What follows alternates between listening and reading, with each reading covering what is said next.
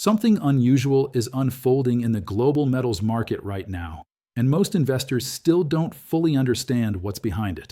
Prices of gold, silver, and copper are climbing toward historic levels, and the popular explanation usually points to inflation fears, central bank policy, or geopolitical tensions.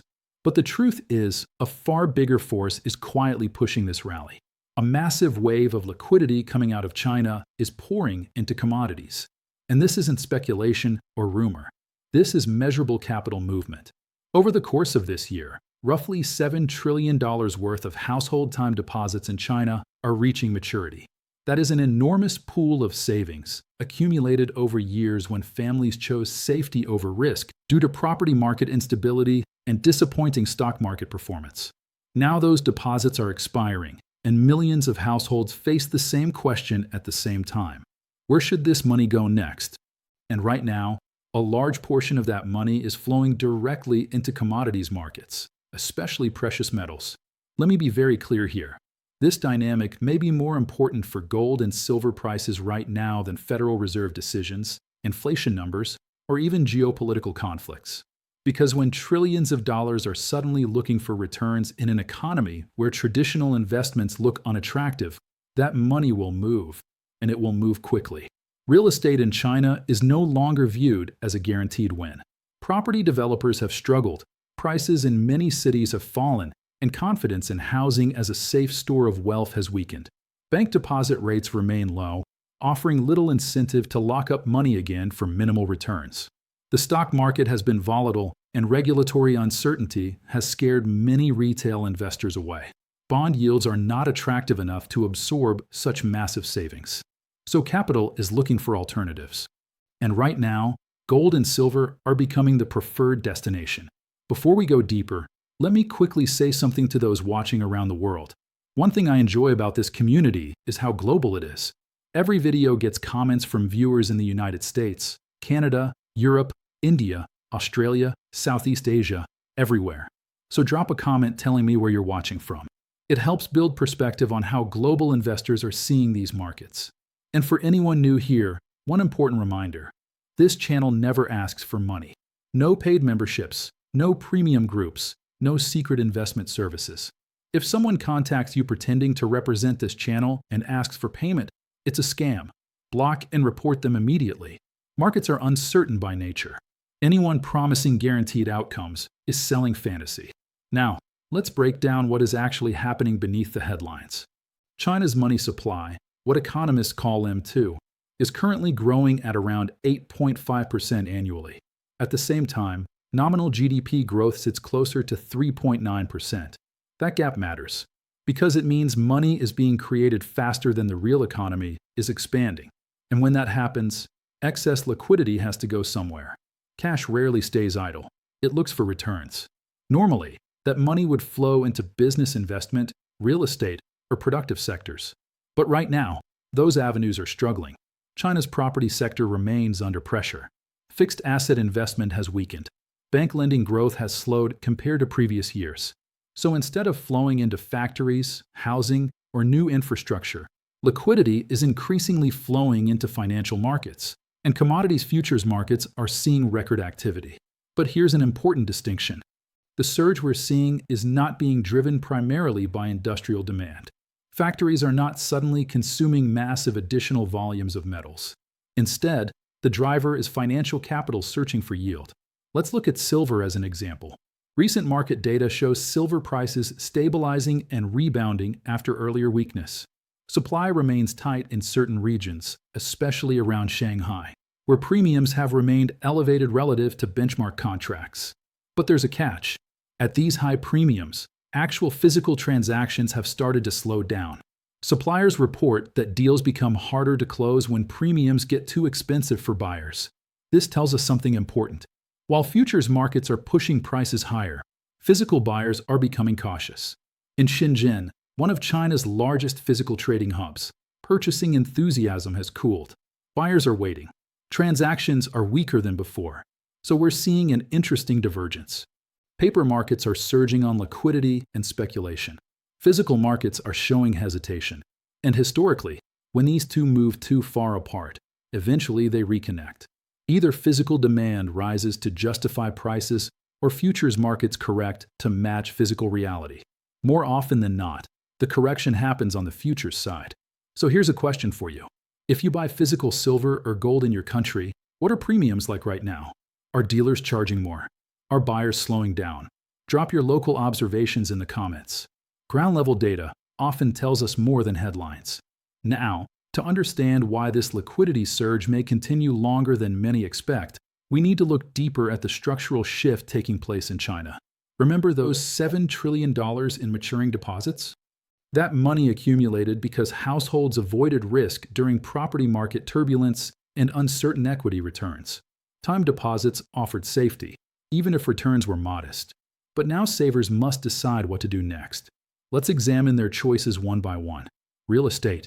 Many families now see property as risky rather than guaranteed growth. Bank deposits. Locking money again for minimal yield feels unattractive when other assets are rising. Stocks.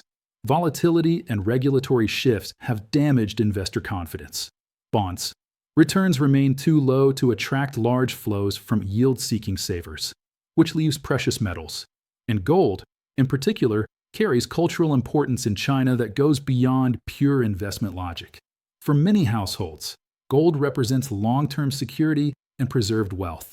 Recent data confirms this shift is accelerating. The number of gold-backed financial products in China has more than doubled in just 2 years, while total value invested in them has increased roughly eightfold. That's not marginal change. That's a structural shift in how savings are being stored. But here's where we need to stay balanced. There are strong bullish arguments for metals right now. Massive liquidity flows, limited investment alternatives, cultural demand, and supply constraints.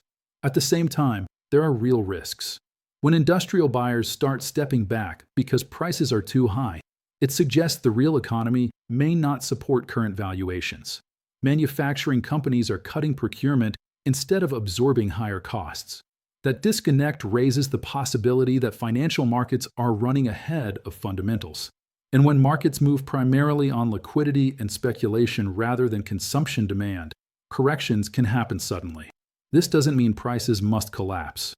Speculative phases can last longer than expected, but risk increases when valuations disconnect from physical demand. And right now, that disconnect is clearly visible. Now, to really understand where this situation could go next, we need to look at the role of China's central bank, because policy decisions there are quietly shaping everything we're watching in metals markets today. The People's Bank of China is in a very difficult position. On one hand, economic growth has slowed. Consumption is weaker than policymakers would like. Fixed asset investment has cooled. Banks are cautious about lending, and business confidence hasn't fully recovered. Under normal circumstances, the solution would be simple: lower interest rates, inject liquidity, and encourage borrowing and investment. But here's the problem.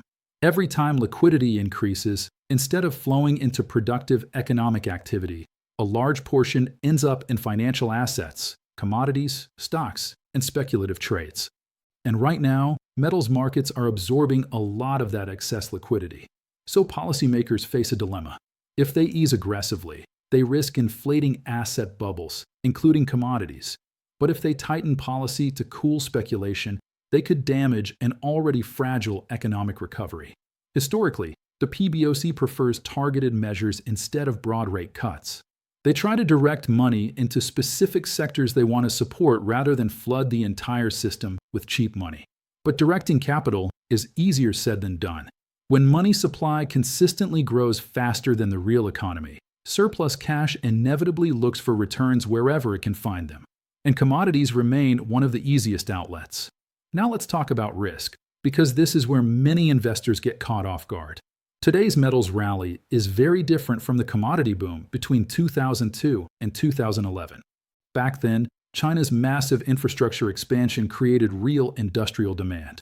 Roads, railways, housing projects, and factories consumed enormous quantities of copper, steel, and other metals. Demand was physical and structural. But today's rally is being driven more by financial flows than consumption growth.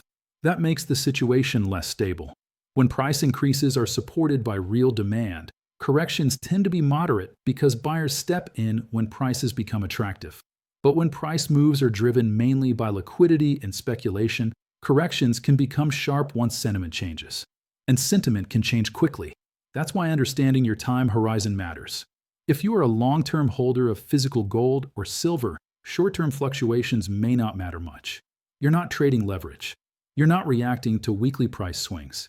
You're holding assets for wealth preservation over years or decades. In that context, whether silver trades $10 higher or lower next month may not affect your strategy. But if you're trading short-term moves or using leverage, the current environment is dangerous, because speculative momentum can reverse faster than many traders expect. Risk management becomes more important than trying to perfectly predict direction. Let's zoom out and look at the global picture, because China does not operate in isolation. Analysts worldwide are divided about whether this metal's rally is sustainable. On one side, there are strong structural arguments supporting higher prices. Copper supply faces long-term challenges. Mines are aging, new discoveries are rare, and permitting new mining projects can take a decade or more. At the same time, the green energy transition requires enormous quantities of copper, silver, and other metals for solar panels, electric vehicles, and grid infrastructure. Artificial intelligence and data center expansion also demand large amounts of copper for power and connectivity. These trends are real and long-term. But there's another side to the argument. Some analysts believe current prices are moving faster than demand justifies. Global manufacturing growth remains moderate, not explosive. Chinese consumption has not fully recovered. Industrial buyers are sensitive to high input costs. If global manufacturing slows further, commodity demand could weaken. And if inflation pressures remain persistent, central banks may keep interest rates higher for longer, reducing speculative appetite across financial markets.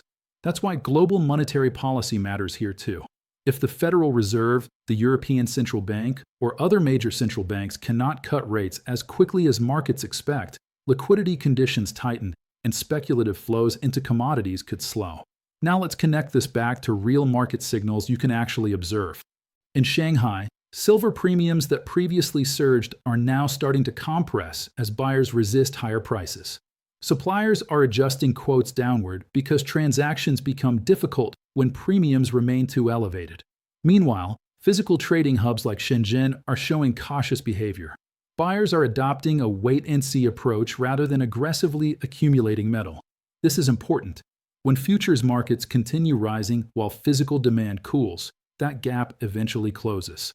Either physical demand strengthens enough to justify prices, or futures prices adjust downward. And historically, futures markets tend to correct first. But again, this does not automatically mean the bull market is finished. Markets often pause, consolidate, or correct before continuing higher. Speculative excess needs to cool off from time to time. The question is whether this is just digestion before another rally or the beginning of a larger repricing. And the answer will come from data, not opinions. Now, let's revisit the $7 trillion factor, because many investors underestimate its importance. When deposits of this magnitude mature, household decisions about reallocation influence global asset prices. Some savers will keep money in deposits for safety. Some will cautiously re-enter real estate markets. Some will return to equities if policy becomes more supportive. But even if a small percentage of this money continues flowing into precious metals, the impact can be huge.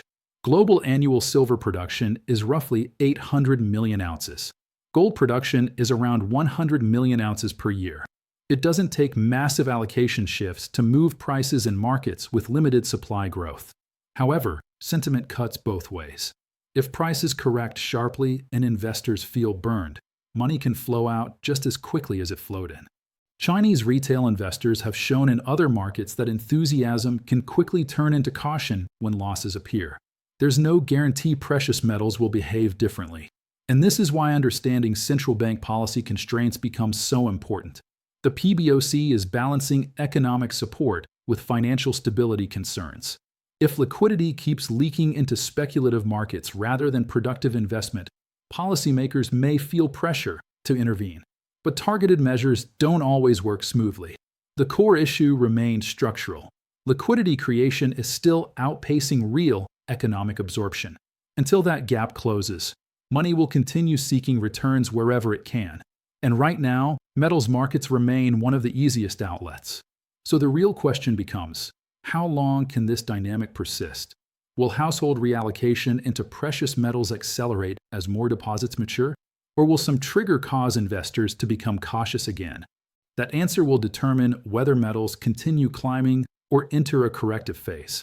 And over the next few months, several indicators will help us see the direction more clearly. So what exactly should investors be watching right now? Because markets rarely announce turning points clearly. Signals appear gradually, and those paying attention early usually make better decisions than those reacting after headlines change. Let's walk through the indicators that actually matter over the coming months. First, watch physical market premiums in major Chinese trading hubs like Shanghai and Shenzhen. If premiums begin rising again and physical transactions increase, it tells us that real demand is catching up to futures prices. That would support the idea that current prices are sustainable.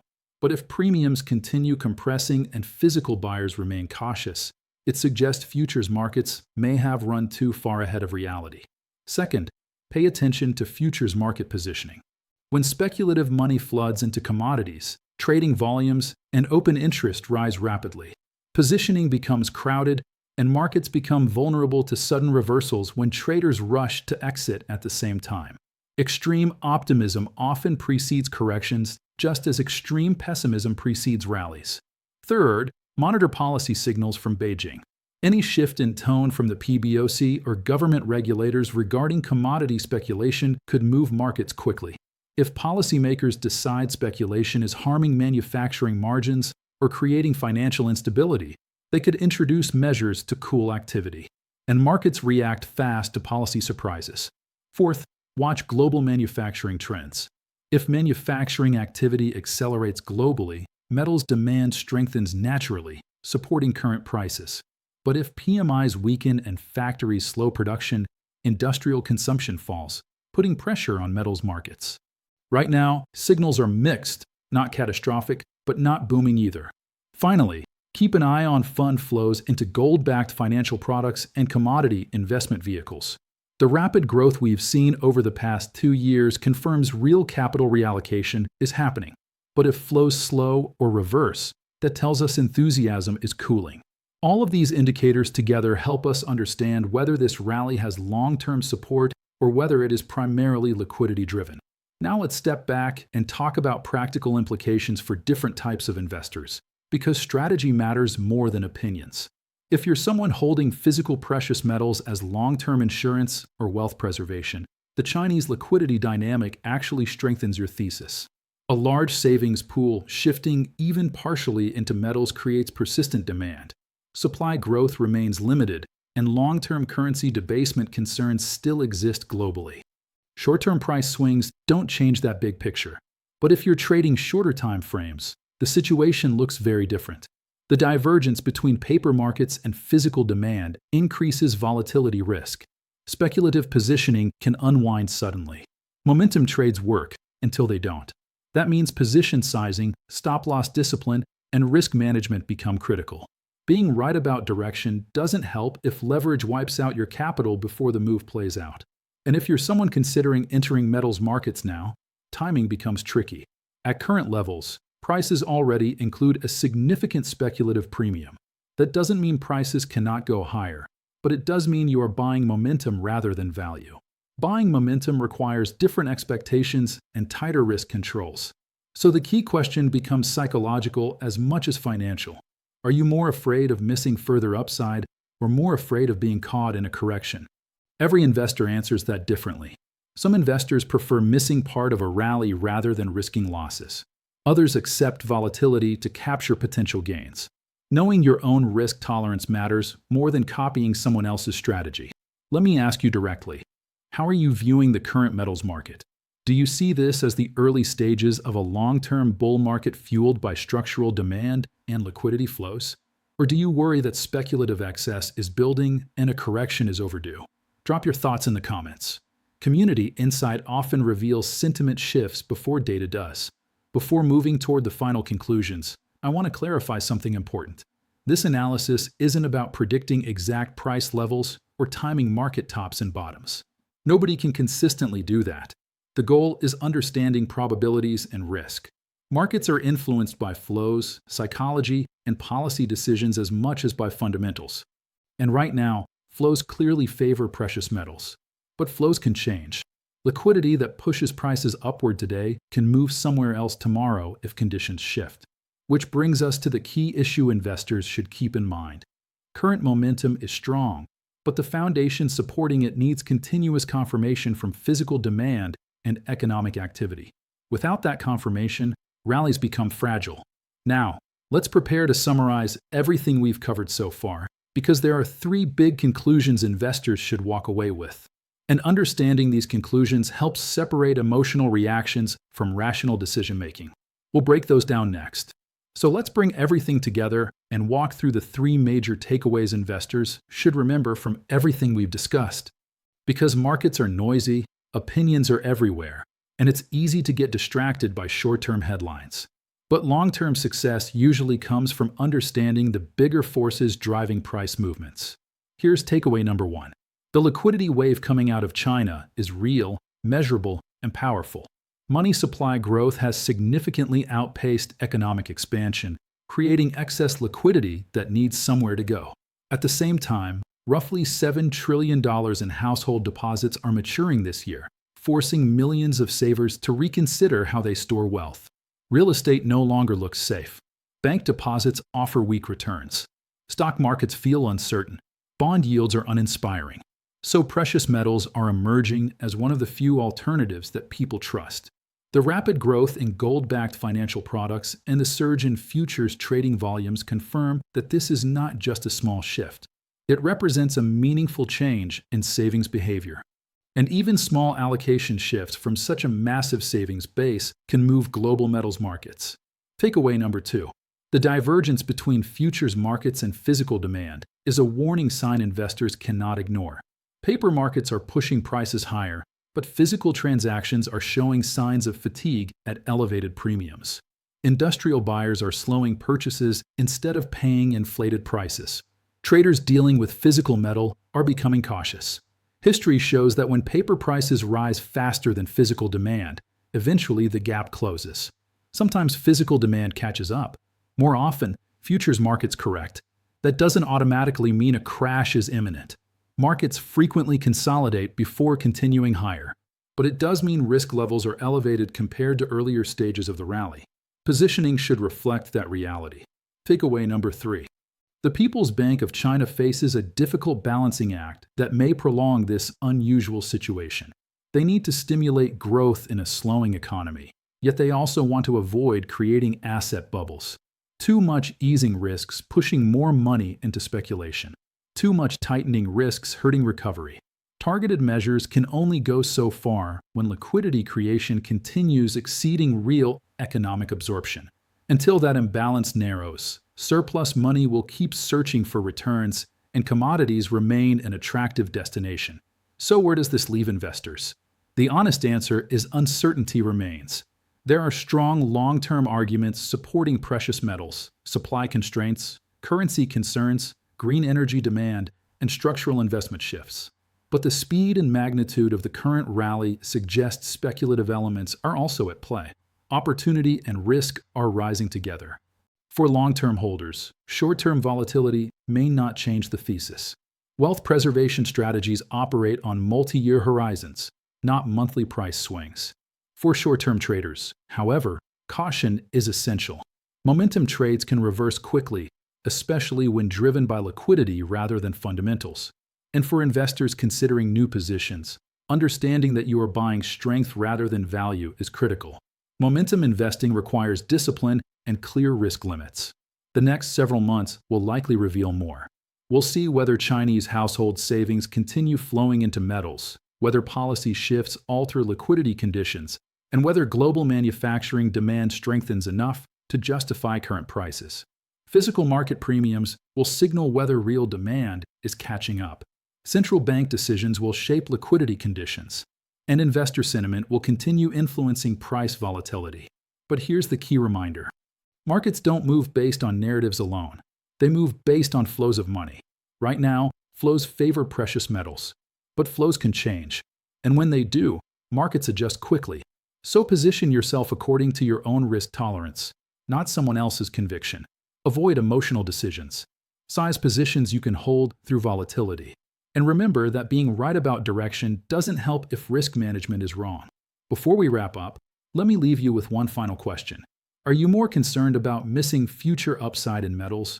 Or are you more worried about getting caught in a speculative bubble if prices correct? There's no universally correct answer, only what fits your financial situation and comfort with risk. Share your honest view in the comments. Understanding how other investors think often gives insight into where sentiment may be heading next. And remember, this discussion is analysis, not financial advice. Every investor is responsible for their own decisions. Stay informed, stay rational, and most importantly, invest with logic, not emotion. We'll continue tracking how this situation evolves and update you as new data emerges. Until next time.